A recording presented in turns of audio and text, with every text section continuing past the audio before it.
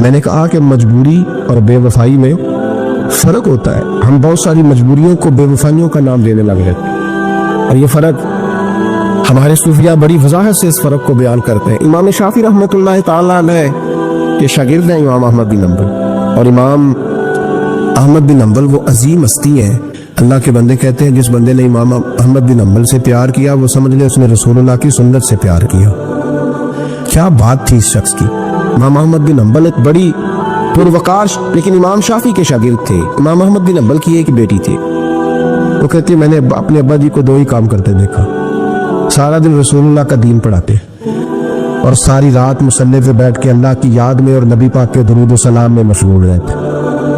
لیکن میں نے اپنے باپ کو ہمیشہ ایک کام کرتے دیکھا، 2 مشغلے تھے، سارا دن دین پڑھانا، ساری رات عبادت اور حضور صلی اللہ علیہ وسلم پر درود و سلام میں گزارنا. ایک کام میں نے بڑا مستقل دیکھا کہ میرے ابا جی ہمیشہ اپنے استاد امام شافعی کے لیے دعا مانگا کرتے. کوئی بھی نیک عمل کرتے تو ہاتھ اٹھاتے تو پہلے امام شافعی کے لیے دعا مانگتے. اور بچی چھوٹی سی تھی، ابھی اس کی عمر اتنی نہیں تھی کہ بالغ ہو سکے، تو وہ کہتی ہے میں اکثر سوچا کرتی تھی کہ آخر وہ کتنا بڑا شخص ہے کہ جس کے لیے میرا والد، میں بیٹی ہوں، میرے لیے دعا بعد میں مانگتا ہے، اور ان کے لیے پہلے وہ کتنا بڑا شخص ہے. امام احمد بن حنبل رحمۃ اللہ علیہ بغداد میں رہتے تھے، امام شافعی قاہرہ میں رہتے، اور مہینوں کا سفر تھا، ممکن ہی نہیں تھا آنا جانا، ممکن ہی نہیں تھا. خیر ہے، امام ایک وقت ایسا بھی آیا، بیٹی کہتی ہے میری بڑی دعا تھی کہ کبھی میرے ابا جی کا استاد آئے، میں کبھی اس کاریگر کو بھی دیکھوں جس نے اس جیسا ہیرا تراشا ہے. دل کرتا تھا میں اس معمار کو بھی دیکھوں جس نے اتنے خوبصورت نقش و نگار والی عمارت بنائی ہے، میں اسے تو دیکھوں. دل بڑا کرتا تھا، میں دعا مانگتی تھی. خیر ایک دن امام شافعی کا خط آ گیا، کہنے لگے احمد بن حنبل مجھے پتہ چلا ہے بغداد میں ایک محدث رہتے ہیں جو بڑے بوڑھے ہیں اور ان کے پاس نبی پاک کی ایک حدیث ہے، تو میں چاہتا ہوں کہ میں جلدی جلدی بغداد آؤں اور آ کے ان سے وہ حدیث حاصل کروں، وہ سنوں. روایت حدیث بہت بڑا مرتبہ ہوتا.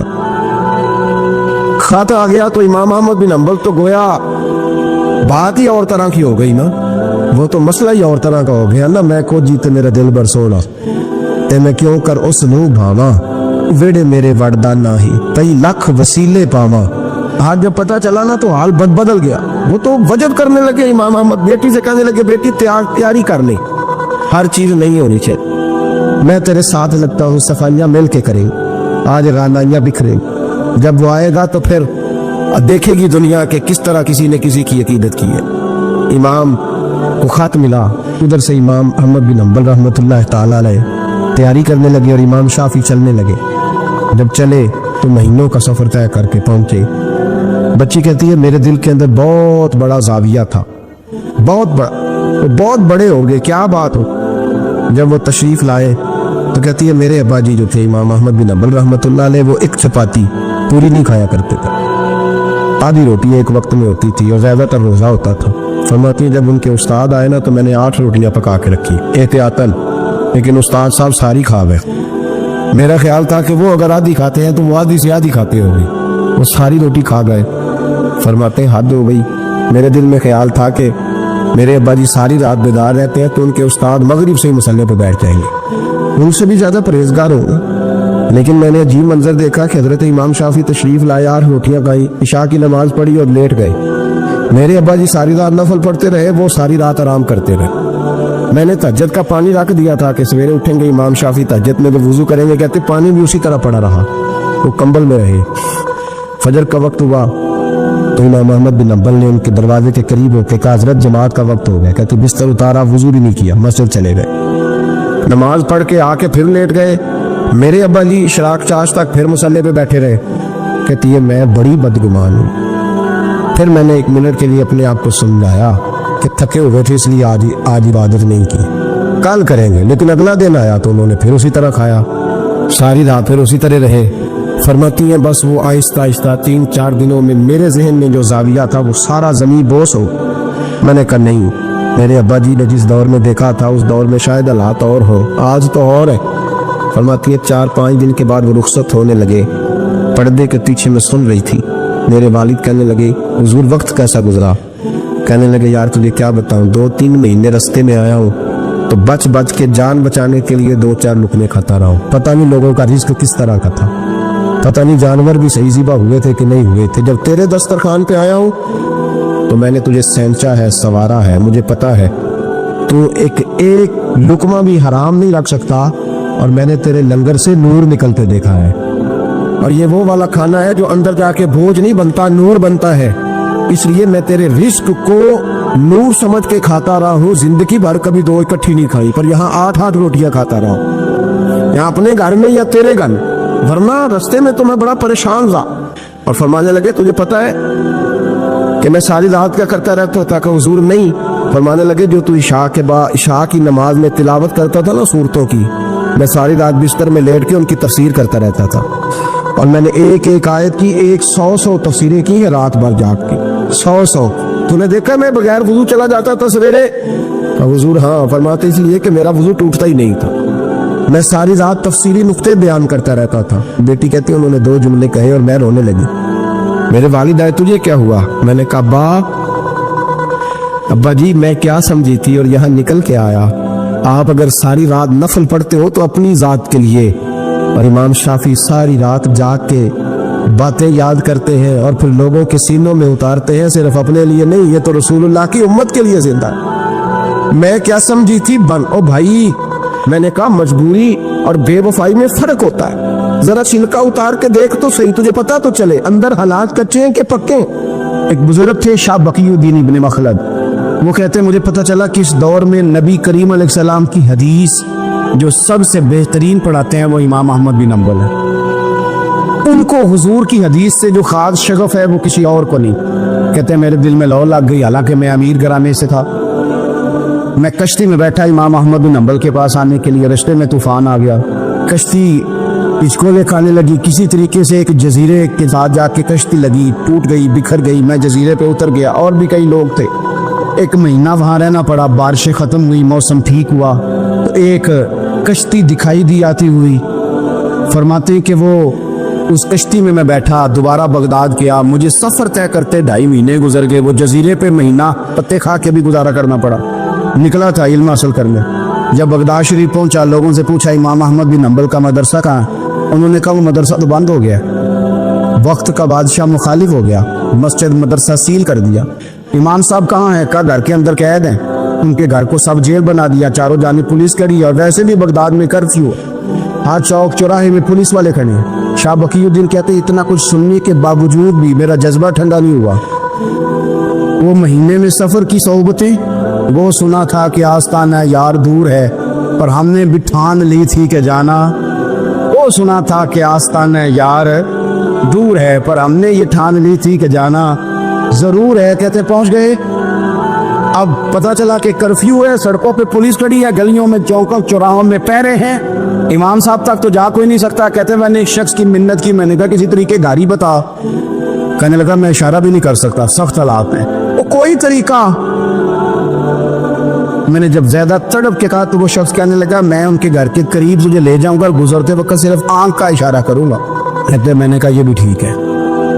उनके घर के तेरी तलाश में फिरे ना हम जंगल पहाड़ और दश्त में। उनके दरवाजे के करीब उसने इशारा किया। शाह बकीउद्दीन कहते हैं कि मैं घर दे के आ गया वापस।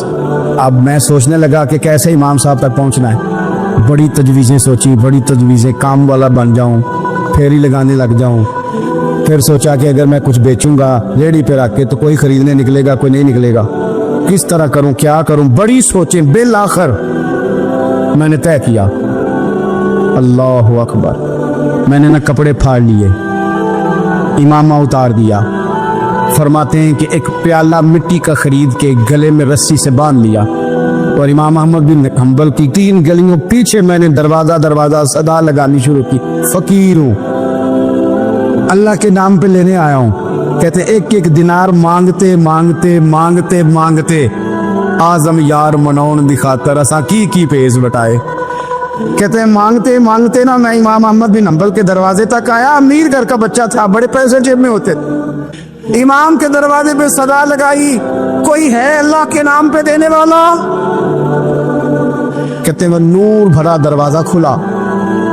एक गोरे मुखड़े वाला, सफेद दाढ़ी वाला, सोने इमामे वाला, चमकदार आंखें, नूरानी शबाहत, کہتے امام احمد بن حنبل باہر آئے اور جیسے ہی ایک دینار میرے پیالے میں ڈالنے لگے تو میں نے ہاتھ چوم کے کہا سونیا تیرے قربان جاؤں، میں دینار لینے نہیں آیا، محمد عربی کی حدیثیں سننے آیا۔ کہتے امام کی بھی آنکھیں کھل گئی، کہنے لگے اس حال میں اعظم یار مناؤن بھی خاطر اور سانکی کی پیس بٹائے کہ حضور کیا کرتا، یہی ایک طریقہ رہ گیا تھا، میں تو کہاں سے چلا ہوں، کہاں پہنچا ہوں، کیا کروں۔ امام صاحب فرمانے لگے پھر میں بھی بڑے دنوں سے پریشان تھا، کوئی سیکھنے والا نہیں مل رہا، تو مل گیا۔ کہنے لگا حضور میں روز آ جاؤں فقیر بن کے، آپ جتنا چاہیں 2 4 5 منٹ میں مجھے حدیثیں سنا دیں، میں اگلے دن یاد کر آیا کروں۔ کہتے 2 سال لگ گئے، شاگرد کہاں ملیں گے ایسے، کہاں مرید ملیں گے، گزر گیا دور۔ کہتے ہیں کہ میں نا ہر روز فقیر بن کے جاتا، 3 گلیاں پیچھے مانگنا شروع کرتا، کوئی شک نہ کرے، 2 سال دروازے پہ جاتا، آگے پیالہ کرتا، امام ایک دینار ڈالتے اور مصطفیٰ کی حدیثیں سناتے۔ کہتے حالات بدل گئے، 2 سال کے بعد حکومت بدل گئی، امام کا مدرسہ بحال ہو گیا، رش ہو گیا۔ بادشاہ بڑا عقیدت مند تھا جو نیا آیا، اس نے بڑا کر کے ادارہ بنا کے دیا، جس دن میں گیا تو رش لگا ہوا تھا۔ کہتے حالات بدلے تو ہم نے بھی کپڑے بدلے، ہم نے بھی دوبارہ سے دستار باندھی، اور کہتے ہیں بڑے لوگ بیٹھے ہوئے تھے، میں جب داخل ہوا نا تو امام اٹھ کے کھڑے ہوئے، آپ فرمانے لگے پتر ادھر آ، تو آگے آ کے بیٹھ، لوگ دین سیکھنے آتے ہیں، تو فقیر بن کے مانگنے آیا تھا، اور میں بھی باقیوں کو پڑھایا کرتا تھا، تجھے میں دیا کرتا تھا، اور اب باقی پڑھا کریں گے، تجھے دیا جائے گا، اور تجھے سینے سے نکال کے دیا کروں گا۔ زمانے بدل گئے، حالات بدل گئے، وہ شخص چلا گیا، کون حکمران تھا کون نہیں تھا، لیکن استاد شاگرد کے ادب کی داستان قیامت تک باقی رہے۔ یہ قیامت، جب طبیعتوں میں احترام ہوتا ہے، جب ادب ہوتا ہے، آپ کو پتہ ہے نبی پاک صلی اللہ علیہ وسلم کو یہ ادب کتنا پیارا ہے، نبی پاک علیہ السلام اس احترام کے جذبے کو کتنا پسند کرتے ہیں، اللہ کے پیارے رسول صلی اللہ تعالیٰ علیہ وسلم اس جذبہ احترام سے کتنے راضی ہوتے ہیں، حضور کس قدر زیادہ چاہتے ہیں کہ میری امت ادب والی بنے۔ نبی پاک علیہ السلام ادب والے لوگوں کے بارے میں اتنے راضی ہیں، اتنے راضی ہیں، اتنے خوش ہیں، حضور اتنا نوازتے ہیں۔ میں نے یہ حدیث پڑھی تو یوں لگا کہ جیسے روح وجد کرنے لگی ہے۔ بہقی میں امام بہقی نے لکھی ہے، اللہ کے پیارے رسول علیہ السلام فرماتے ہیں جو چھوٹے پر شفقت کرے اور بڑے کا احترام کرے، اللہ اسے جنت میں میری سنگت عطا فرمائے گا۔ یہ میرے قرب کا ذریعہ ہے، یہ چیز میرا قرب ملے گا، شرط یہ ہے کہ ادب والے بن کے احترام والے بن کے کبھی بھی سوء ادب نہ کریں، کبھی کسی مقام پر بے ادبی نہ کریں، آپ اپنا ذائقہ کبھی تبدیل نہ کریں۔ امام احمد بن حنبل کے دیکھا وضو کر رہے تھے، ایک شخص کہتا ہے میں نے ساری زندگی گناہوں میں گزار دی تھی، تو امام صاحب نا وضو کر رہے تھے جھیل پر بیٹھ کے، تو جھیل اس طرح ہوتی ہے، پہاڑ ہے، اوپر کو پانی نیچے آ رہا ہے، تو کہتے ہیں امام صاحب نیچے بیٹھ کے وضو کر رہے تھے، تو میں اوپر بیٹھ کے نا وضو کر رہا تھا یا پانی پی رہا تھا، تو میں نے دیکھا کتنے بڑے امام نیچے۔ کہتے میں نا میرے دل میں خیال ہے یار میں ساری زندگی غلط کاموں میں گزاری ہے، پر جو بھی ہے یہ رسول اللہ کے دین کے عالم۔ کہتے وہ حضور کے دین کی عزت کرنے کے لیے میں اوپر سے اٹھا آ کے نا، تو میں تھوڑا پیچھے جا کے نیچے بیٹھ گیا، جو میری حاجت تھی، پانی پینا تھا یا منہ دھونا تھا، میں وہ کرنے لگا۔ کہتے امام صاحب نے بھی یوں نظر میری طرف دیکھی، پتہ نہیں انہوں نے کیا دعا دی کہ رب نے مجھے توبہ کی توفیق عطا فرما۔ میں اللہ کے فضل سے اللہ نے میرا دل موڑ دیا، اور میں رب کریم کی بارگاہ کی جانب میری توجہ ہو گئی، خدا نے مجھے اس ادب کی برکت سے اپنی بارگاہ کی طرف اللہ تبارک و تعالیٰ نے مجھے موڑ لیا۔ بے ادبی تو بندے کو کفر تک لے جاتی، بے ادبی تو کفر تک لے جاتی ہے، اگر بندہ بے ادب ہوتا ہوتا اللہ رسول کی بے ادبی تک پہنچ جائے تو دور نکل گیا۔ لیکن یہاں باقاعدہ بے ادبی کو پروموٹ کیا جا رہا ہے، کبھی بھی بے ادب نہ بنے، ادب والے رہیں، ادب والے بن کے جئیں، ادب والے بن کے دنیا سے جائیں۔ وہ درویش نے کہا تھا کہ بے ادباں مقصود نہ حاصل، نہ درگاہ ٹوئی، 5 ادب دے محمد بخشا، توڑ نہیں چڑھیا کوئی۔ بادب لوگ جو ہوتے ہیں وہ دوسروں کو عزت دے دیتے ہیں اور اپنی اخلاق کو بلند کر لیتے ہیں۔ جب آپ کسی کا احترام کر رہے ہوتے ہیں تو آپ اسی کو نہیں کچھ دے رہے ہوتے، آپ اپنی عظمت کا بھی اظہار کر رہے ہوتے ہیں، کسی کو عزت دیتے وقت آپ کے اخلاق کا بھی پتہ چل رہا ہوتا ہے۔ اخلاقی قدریں مضبوط ہوتی ہے احترام کرنے سے۔ مذہب اسلام اتنا سونا ہے، اتنا پیارا ہے، یہ دین اتنا ٹھنڈا اور اتنا میٹھا ہے کہ دھرتی کے سارے حسن سمیٹ کر اگر ایک لفظ بنایا جائے تو وہ دین اسلام بنتا ہے۔ یہ دین اتنی خوبصورتیاں بانٹتا ہے، اگر دین اسلام کے مختلف تشریحات کرتے کرتے یہ کہہ دیا جائے نا کہ یہ دین ادب والا دین ہے، احترام والا دین ہے، توقیر والا دین ہے، ہر شخص کو مناسب عزت، یعنی نبی پاک علیہ السلام نے استاد کی عزت بیان کی، باپ کی عزت بیان کی، بوڑھے کی عزت بیان کی، امام کی عزت بیان کی، عالم کی عزت بیان کی۔ کچھ بھی نہیں تھا، بالکل ان پڑھ تھا، سادہ تھا، پر مزدوری کر رہا تھا، حلال کما رہا تھا، ہاتھوں پہ چھالے تھے، قربان جائیں۔ میرے محبوب نے فرمایا یہ جو حلال کما رہا ہے نا، یہ بھی اللہ کا دوست ہے۔ اس کا بھی احترام بیان کر دیا، اس کا اکرام بھی بیان کر دیا۔ تو نے ہر شخص کی قسمت میں یہ عزت لکھی، اور آخری خطبے کی صورت میں وصیت لکھی۔ نبی کریم صلی اللہ علیہ وسلم نے لوگوں کو احترام دیا۔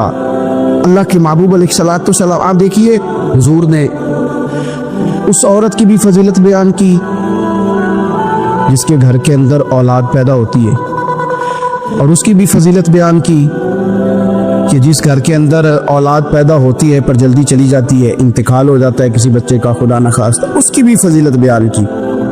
جس کا خامد موجود ہے اور وہ خامد کی خدمت کرتی ہے، اور اس بیوی کی بھی فضیلت بیان کی جس کا خامد انتقال کر گیا پر وہ اپنے بچوں کی پرورش کرتی ہے۔ حضور فرماتے ہیں سب سے پہلے جنت میں مجھے وہ عورت نظر آئی۔ تو ہر شخص کے لیے حضور نے احترام بیان کیا، اکرام بیان کیا۔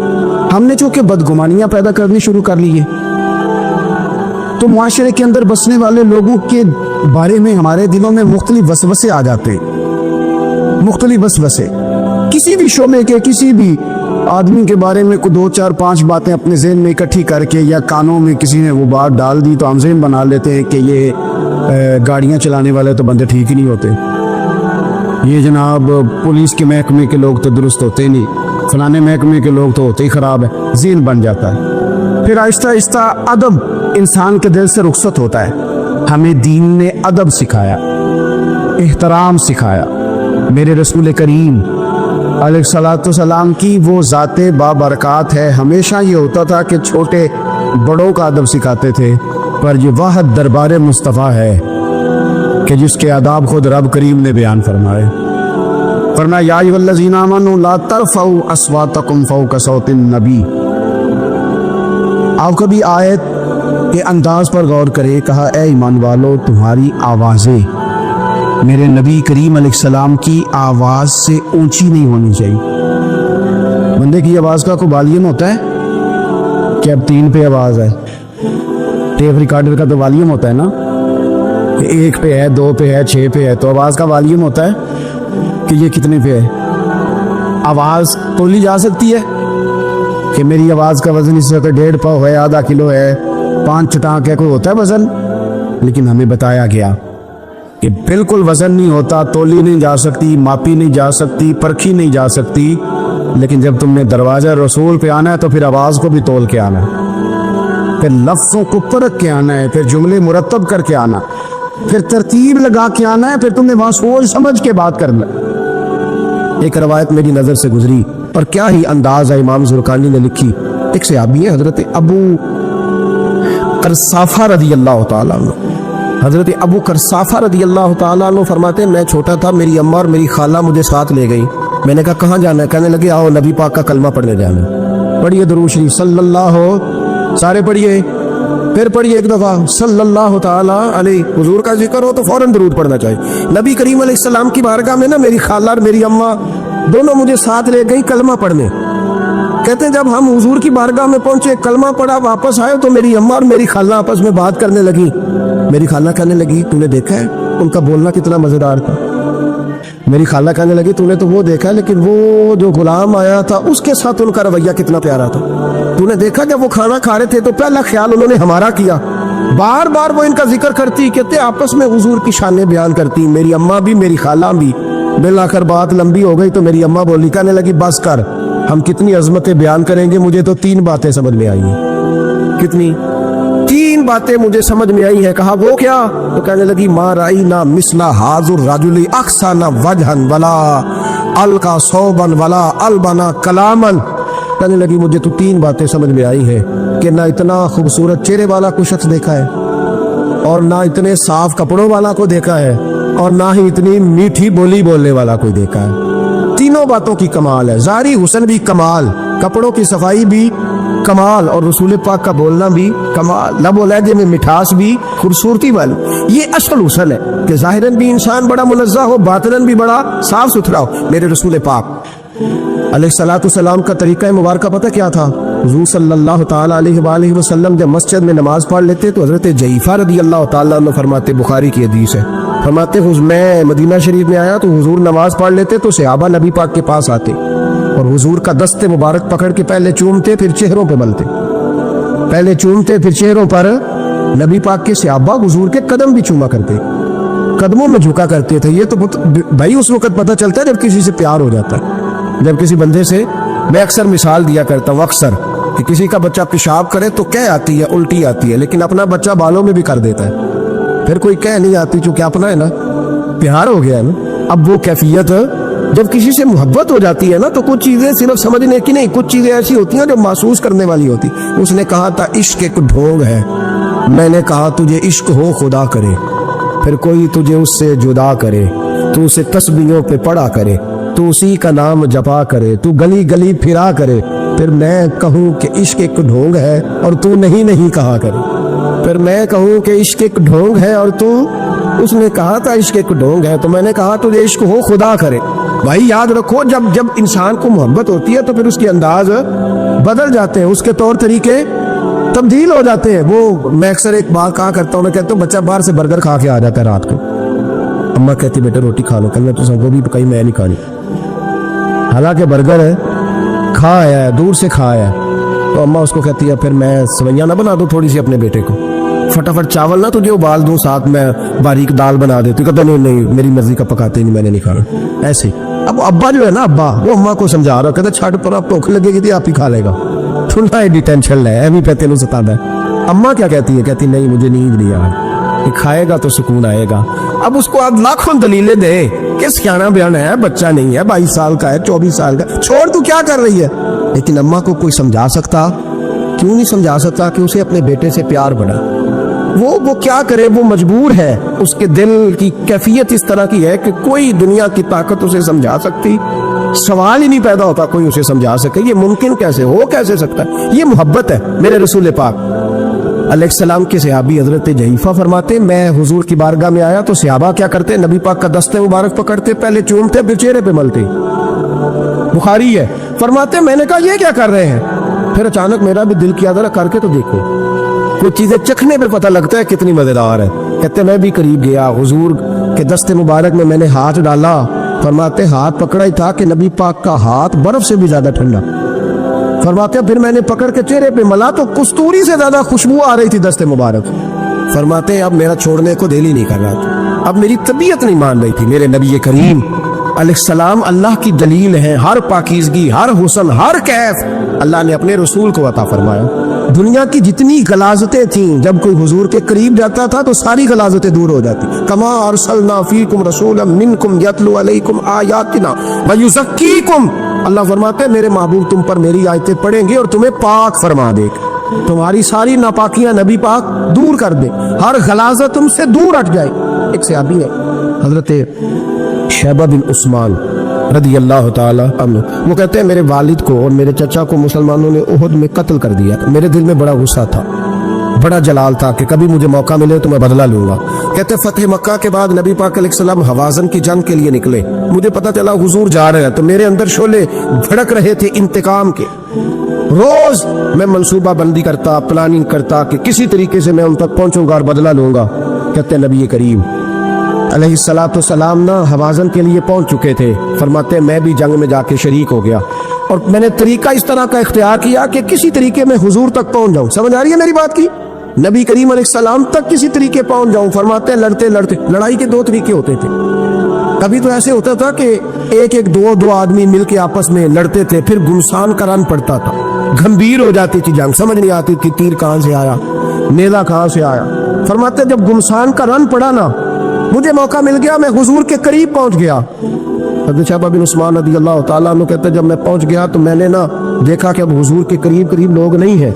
फरमाते मैंने ना फौरन तलवार उठाई, तलवार उठा के मैं हुजूर को माज़अल्लाह शहीद करने ही लगा था, एक नूर चमका हुजूर के सामने। बड़ी दुरूद सल्लल्लाहु अलैहि वसल्लम कहते एक नूर चमका, इतनी तेजी थी उस नूर में कि मेरी आंखें बंद हो गई, मेरे हाथ से तलवार गिर गई, आंखें चुंधिया गई मेरी।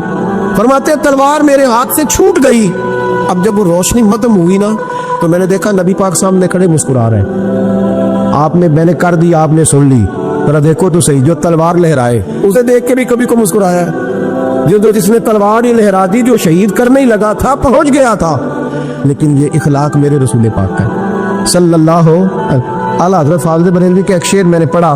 कई कुछ चीज़ें ऐसी होती हैं जो बस ना वो आती तो सामने है लेकिन वो इतना लुत्फ दे जाती है कि ठंडा हो जाता है मिजाज। रात को मैं शेर पढ़ रहा था आला हज़रत का फाज़िल बरेलवी रहमत, और मैंने शेर पढ़ा तो मुझे अच्छा लगा सुनाना। एक दोस्त को मैंने फ़ोन किया, मैंने कहा यार जरा शेर तो सुन ले, ये पहली दफ़ा नज़र से गुजरा है, अभी सीधा सादा लेकिन रूह तक उतर गया। आला हज़रत फरमाने लगे नबी पाक के बारे में, फरमाने लगे सीधी सीधी रवश पर करोड़ों दुरूद, सीधी सीधी रवश पर बिल्कुल सीधी है हुजूर की बातें, किसी पेचीदगी की जरूरत नहीं। कहने लगे सीधी सीधी रवश पर करोड़ों दुरूद, सादी सादी तबीयत पे लाखों सलाम, सादी सादी तबीयत पे ना, सीधी सीधी रवश पर करोड़ों दुरूद और सादी सादी तबीयत पे लाखों सलाम। मेरे नबी करीम सल्लल्लाहु अलैहि वसल्लम मुझे देख के मुस्कुराए और फरमाया जब हुजूर मुस्कुराए ना तो मैं नबी करीम अलैहिस्सलाम को देख के हैरान हुआ कि मैंने तलवार तानी थी और हुजूर ने मुस्कुराना शुरू किया। फरमाते अब हुजूर ने मुझे बुलाया, आवाज के साथ नहीं बुलाया, हुजूर ने इशारा किया यूं करके, फरमाया इधर आओ ना। फरमाते मुझे अब ये भी समझ नहीं आई कि किसने मुझे उठा के हुजूर के करीब कर दिया। फरमाते मैं नबी करीम के करीब गया तो हुजूर ने मेरे दिल पर 3 थपकियां दी। एक थप्पड़ होता है, एक थपकी होती, पता है ना फर्क का? एक थप्पड़ को मारे तो जलाल आता है और थपकी दे तो प्यार आता है। कहते हुजूर ने 3 थपकियां दी और दी भी मेरे दिल पर, एक फिर 2 फिर 3।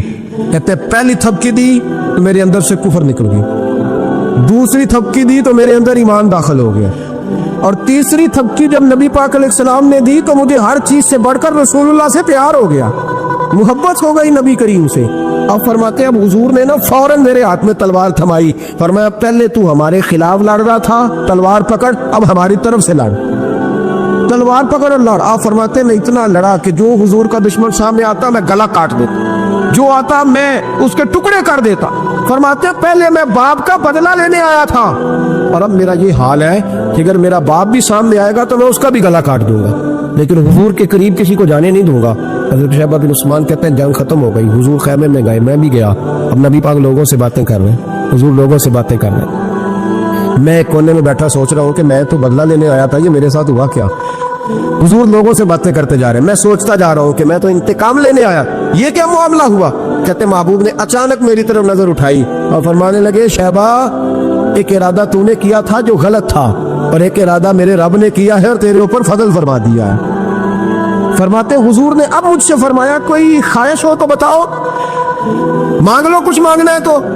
मैंने अर्ज़ की या रसूलल्लाह मेरी बख्शिश की दुआ कर, बड़ा मेरा खौफनाक माजी है, मैं इस्लाम का बड़ा दुश्मन रहा हूँ, हुजूर दुआ कर दे, याद माजी अजाब है या रब, छीन ले मुझसे हाफिजा मेरा, या रसूलल्लाह बड़े गुनाह है मेरे, दुआ कर दे। कहते मैंने दुआ के लिए कहा और हुजूर फिर दूसरे लोगों से बातें करने लगे, कभी उससे कभी उससे कभी उससे। मैं सोचने लगा कि मेरी बात का कोई जवाब ही नहीं आया। जब तो 3 बार मैंने सोचा तो मेरे करीम ने फिर तवज्जो मेरी जानिब की और फरमाया तूने बख्शिश की दुआ का कहा था, मैंने सुन लिया है, रब करीम ने तेरी बख्शिश फरमा दी है, अल्लाह ने तुझे बख्श दिया, तेरी खताएं रब करीम ने माफ कर दी। नबी पाक के दस्ते मुबारक की बरकत, रसूल पाक एक सहाबी थे हजरत फरकद उनका नाम था रज़ी अल्लाह ताला। पहले ना मैं जब गुफ्तगू किया करता था ना तो मैं सहाबा का नाम नहीं लेता था, मैं कहता था एक सहाबी फरमाते हैं, क्योंकि सहाबा के नाम मुश्किल थे, लोगों को याद नहीं रहते। एक दिन मेरे दिल में ख्याल आया कि नाम लेंगे नहीं तो इन्हें आएंगे कैसे, चलो खुद किसी को याद हो जाएगा। मुझे अच्छा लगा, पिछली दफा मैंने हजरत सासा बिन नाजिया का नाम लिया तो मुझसे मेरे दोस्तों ने कहा जरा लिख के दे क्या नाम था। मुझे खुशी हुई कि यार अगर ये लफ्ज कहे जाएंगे तो लोगों को दिलचस्पी होगी। हजरत फरकद एक सियाबी थे और ये वो सियाबी है जिन्होंने हजरत उमर के जमाने में मूसल का इलाका फतह किया था। बड़े दलेर थे, इनकी 4 बीवियां थी। वो कहते हैं जब भी ये घर में आते तो खुशबू इतनी आला लगा के आते कि हम हैरान हो जाती। औरतें ज्यादा तैयारी करती है ना मर्दों से कि नहीं, कि आजकल मर्द ज्यादा करते हैं। चलो मिंदार छोड़ो, मैं अपनी सलाह करना, तुसी दोवां गल्लां ते इंजन कीता है, अब पता नहीं सच क्या है, कौन ज्यादा तैयारी करता है। चलो बैठे जो मर्द ने, वैसे मेरे पास जो अखबारी तराश है उनमें ये लिखा है कि आजकल मर्दों के मेकअप पे ज्यादा खर्च आने लगे। ये तहकीकी रिपोर्ट है। और पाकिस्तान में सबसे ज्यादा जो अखराजात हैं वो मेकअप के सामान के हैं। पहले लड़कियां ब्यूटी पार्लर जाती थी, अब लड़के भी जाते। पहले सिर्फ दुल्हन जाती थी, अब सारा खानदान जाता। अल्लाह ताला माफ करे। इसके बावजूद बड़ी गुर्बत है मुल्क में, परेशानी भी बड़ी है। इसके अलावा हमें गरीबों का दर्द है, इसके बावजूद हम लोगों की मदद करना चाहते हैं। पता नहीं क्या तर्जुमा किया हमने गरीब परवरी का, क्या माना बनाया, अल्लाह बेहतर जानता है। कि वो चीजें जिनकी बिल्कुल हाजत नहीं, बिल्कुल जरूरत, उन पर लाखों लुटा के कहते हैं वो देखो बेचारे को रोटी नहीं मिल रही। तो भाई आप मेहरबानी करते, खाली कंदी कर लेते, बाकी पैसे गरीब को दे देते। लेकिन चले म्यार है ना हमारा अपना अपना म्यार है, उस पर मैं जाता नहीं, बात नहीं करता। नबी करीम अलैहिस्सलातो सलाम के सहाबी, उनकी अज़वाज कहती हैं कि अब औरतें ज्यादा तैयारी किया करती थी, लेकिन वो जब घर आते ना तो इतनी खुशबू लगाते। कहती हम चारों मिल के कोशिश करने लगी, ढूंढने लगी कि वो खुशबू का पता करें जो ये लगाता है। हमने बाजार सारे तलाश कर लिए। अरब के अंदर आज भी खुशबू का बड़ा शौक और बड़ी महंगी खुशबू मिलती है। कभी आप बाजार जाए, कहती सारी खुशबुएं लगा ली, थक गई। एक दिन चारों सौतने मिल के बैठी, कहने लगी हम नहीं इसका मुकाबला कर सकते, आज पूछ ही ले कहाँ से खुशबू लगाता है, पूछ ही लेते हैं, चलो बात ही खत्म हो जाए, पूछ ले। ये हम जितनी मर्जी आला लगाएं, जब ये आ जाता है ना, कुछ लोग मेरे महफिल होते हैं, जहां आ जाते हैं वहां छा जाते, तो ये जब आते हैं तो छा ही जाते हैं। क्या करे, इस तरह का मेरे महफिल है, क्या करे इसका। फरमाने लगी, एक दिन चारों सौतनों ने मिलकर उनको बिठा लिया, कहने लगी बताओ तो सही खुशबू कौन सी लगाते। कहने लगे कोई भी नहीं, कभी लगाई नहीं, आज तक नहीं लगाई। तो कहते हैं बीबियां कहने लगी सियाबा तो गलत बयानी नहीं करते, पर आप क्या बात कर रहे हैं, ये कैसे हो सकता है कि आप आते हैं तो हम हैरान हो जाती हैं। फरमाने लगे जिस दिन की तुम लगी हुई हो ना मेरी खुशबू का मुकाबला कर दे, मुझे पहले दिन का ही पता है। तो मैंने कहा चलो जोर लगा ही ले, देख ही लेते हैं कहाँ तक बात जाती है तुम्हारे पास, जितना जोर लगा लो। बहरहाल मैं अल्लाह की कसम उठा के कहता हूँ कभी नहीं लगाई। तो बीबियां कहने लगी फिर बता तो सही, तो एक दलेर आदमी है, और जो दलेर लोग होते हैं वो खुशबुओं के और कपड़ों के और इन चीजों में ज्यादा वक्त नहीं लगाते, उनके तो मिशन और तरह के होते। आप तो मुजाहिद किस्म के आदमी है, पर हर वक्त खुशबू आती है। हजरत फरकत रो पड़े, कहने लगी बीमार हो गया था, लाचार हो गया, हकीमों तबीबों ने इनकार कर दिया, वजूद पर मेरे आबले निकल आए फिंसियां बन के, उनमें पीप भर गई, बैठ नहीं सकता था, उठ नहीं सकता था। जब थक गया ना तो दरवाजा रसूल पे चला गया। जब थक गया तबीबों का थकाया सताया हुजूर की बारगाह में, कहा महबूबा देखे तो सही मेरा क्या हाल। हुजूर जरा देख के, चल नहीं सकता, सो नहीं सकता, बैठ नहीं सकता, तेरे अलावा गम किसे बताऊं। कहते हैं हुजूर ने फरमाया सतर ढांप ले, बाकी सारे कपड़े उतार। सतर ढांप ले, कहते हैं टखनों से लेकर नाफ तक मैंने सतर ढांप ली, बाकी सारे कपड़े उतारे। हुजूर क्या करेंगे, फरमाते हैं नबी पाक ने दस्ते मुबारक उठाया, बर्फ से ठंडा, कस्तूरी से ज्यादा महकने वाला, फरमाते हैं पूरे वजूद पर मेरे हुजूर ने दस्ते मुबारक एक दफा लगा दिया, अब जिधर जिधर से गुजरता हूँ सारी दुनिया खुशबू से भर जाती। ये नबी पाक का दिया हुआ नूर है, ये हुजूर की अता करदा शिफा है, ये रसूल पाक के हुस्न की खैरात है। एक शायर ने फिक्रा का कमाल कर दी, कहने लगा जुल्मत को उनके नूर ने काफूर कर दिया, जिस पर पड़ी नजर उसे भी नूर कर दिया। रसूल पाक अलैहिस्सलाम के दस्ते खैर में वो बरकत थी। हुस्न के दो किस्में होती हैं, एक हुस्न होता है मुलम्मा साजी वाला, ब्यूटी पार्लर वाला, एक हुस्न होता है बातन का। बच्चे पता क्यों खूबसूरत होते हैं, इस पर उलमाए मनातिका ने बहस की है, मुहद्दिसीन ने लिखा है। बच्चा गधे का भी हो तो प्यारा लगता है, छोटा बच्चा अगर उसका रंग बहुत गोरा ना भी होना, सिर्फ छोटा हो वो प्यारा लगता है, उसमें एक जाज़बियत होती है। उस पर हमारे मुफस्सिरीन ने, मुहद्दिसीन ने, उलमाए मनातिका ने एक बहस की है। वो कहते हैं असल बात यह है कि बच्चे झूठ नहीं बोलते, बदयानती नहीं करते, धोखा नहीं करते। ये जो अंदर की अय्यारियां होती है ना, चेहरा भी खतरनाक कर देती है, और जब अंदर हुस्न होता है तो बाहर भी हुस्न ही होता है। बच्चे में कोई मकारी और यारी नहीं होती, फसाद नहीं होता, नीयत में फतूर नहीं होता, किसी को लूटने का इरादा नहीं, किसी को शीशे में उतारने का प्रोग्राम नहीं बनाता, बच्चा चरब जुबान नहीं होता, उसको तरीका नहीं होता, वो लोगों को कायल करने के हर वक्त दौड़ता नहीं, उल्टी सीधी गेमें नहीं चलाता, क्योंकि अंदर हुस्न होता है तो वो हुस्न उसके चेहरे पर मासूमियत बन के आता। समझ आ रही है मेरी बात की? उसकी दलील मेरे रसूल पाक अलैहिस्सलाम ने बुखारी में फरमाया अल्लाह का वली वो है जिसका चेहरा देखो तो अल्लाह याद आ जाए। अब यहाँ ये नहीं फरमाया गोरा चिट्टा हो, खूबसूरत हो, बस उसके चेहरे में मासूमियत होती, वो सच्चा होता है, वो खरा होता, उसका हुस्न चेहरे पे आता है। मेरे रसूल करीम अलैहिस्सलाम का जो हुस्न था ना, वो अंदर की सदाकत की रोशनी थी, वो अंदर के कैफ का नूर था जो हुजूर के चेहरे पर आया होता था।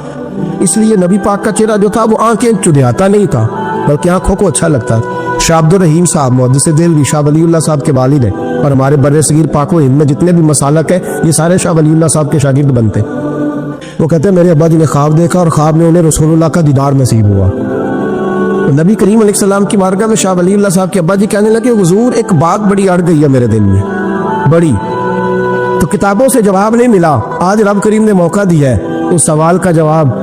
तो अब्दुल रहीम पूछो का या रसूलल्लाह हजरत यूसुफ का हुस्न देख के लोगों ने उंगलियां काट ली, पर आपको तकने वाले तकते ही रहे, कोई भी रोशनी हुआ, किसी ने उंगली नहीं काटी। तो कहते महबूब ने फरमाया अब्दुल रहीम रब करीम ने अपनी गैरत के साथ मेरे हुस्न पर 70,000 पर्दे डाले, यही बेहतर है कि पर्दों में वो पर्दा पोश रहे, वो अगर पर्दे उठा दे तो किसे होश रहे।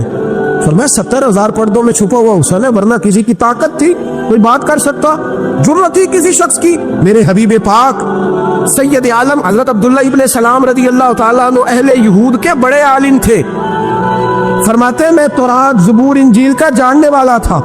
जिस दिन हुजूर मदीना तय्यबा कुस्वा नामी ऊँटनी पर बैठे थे, मैं हुजूर से मुनाजरा करने बहस करने आया, मेरे साथ मेरे शागिर्द थे, इरादा था बहस करूंगा, नबी पाक को बड़े माज़अल्लाह कड़वे कड़वे सवाल करूंगा। कहते हुजूर बैठे थे कुस्वा नामी ऊँटनी पे और गर्दन मुबारक झुकी हुई, होठों पर हुजूर के जेरे लब हल्की सी मुस्कुराहट थी।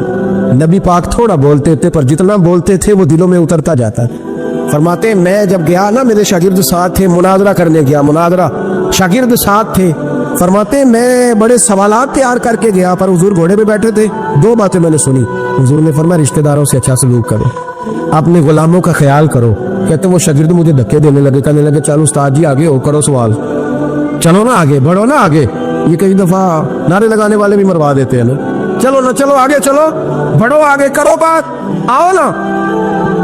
कहते मैं जरा आगे बढ़ा, धक्का दिया उन्होंने। फरमाते मैं आगे बढ़ा और मैंने करीब महबूब के करीब जाके कहा हुजूर मुझे कलमा पढ़ा दे, मैं मुसलमान होने आया हूँ। यानी आम आदमी तो कायल हो जाता है, आलिम और तौरात ज़बूर इंजील का जानने वाला, हुजूर कलमा पढ़ाएं। कहते मैं वापस आया ना कलमा पढ़ के तो शागिर्द कहने लगे उस्ताद जी आप तो मुनाजरा करने आए थे, ये क्या हुआ?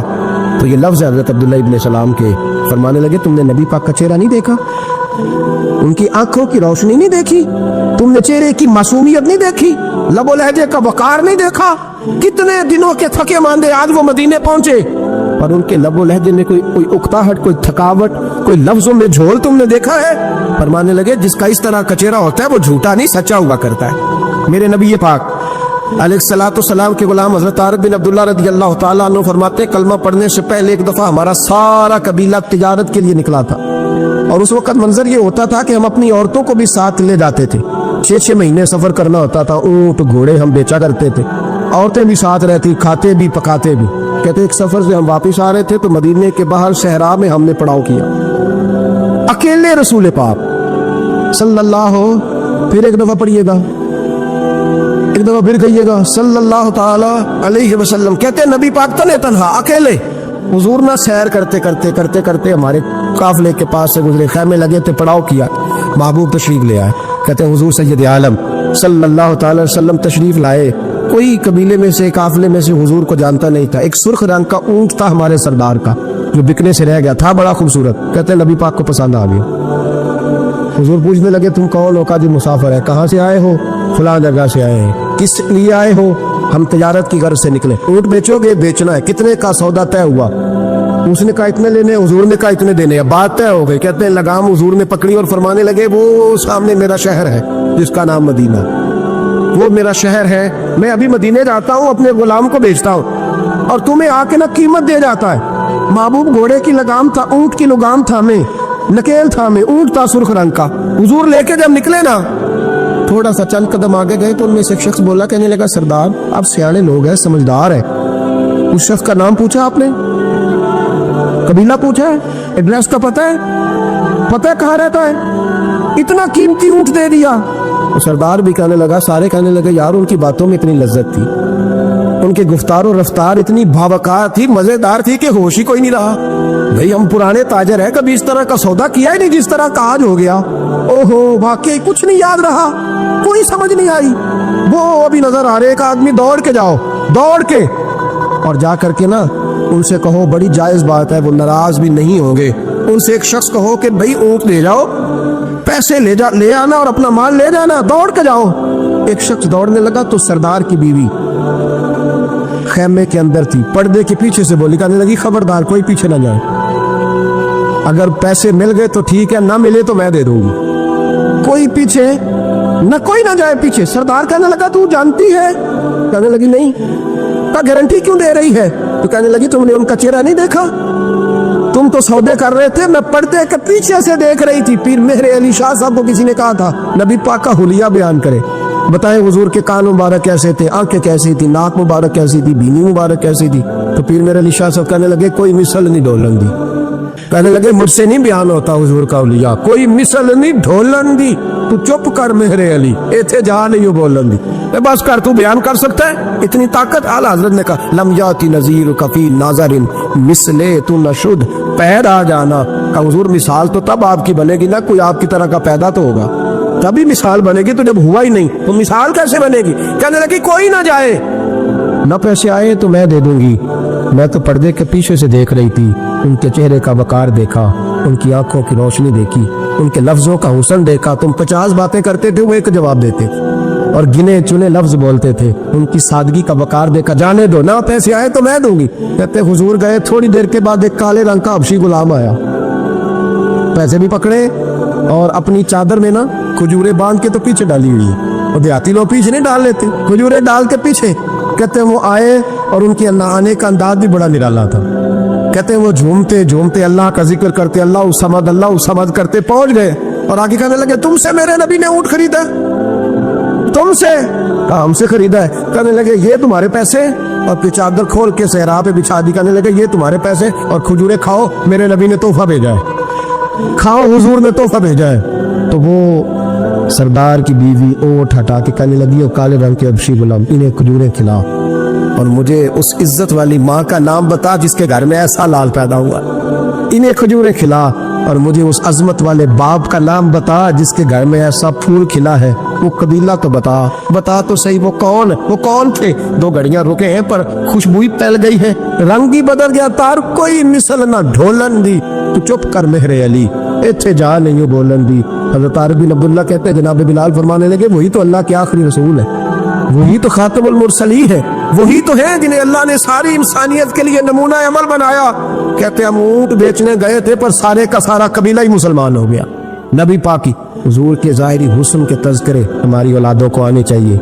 एक शेर मरहूम आज़म चिश्ती ने कहा था, कमाल कर दी। कहने लगे समझा नहीं हुलूज मेरा इश्क बेसबात, तू कायनात हुस्न है या हुस्न कायनात, मैं आज तक समझ नहीं सका। समझा नहीं हुनूज मेरा इश्क बेसबात, तू कायनात हुस्न है या हुस्न कायनात। भाइयों वो सारे तरीके अपनाओ जो रसूल पाक ने अता फरमाए।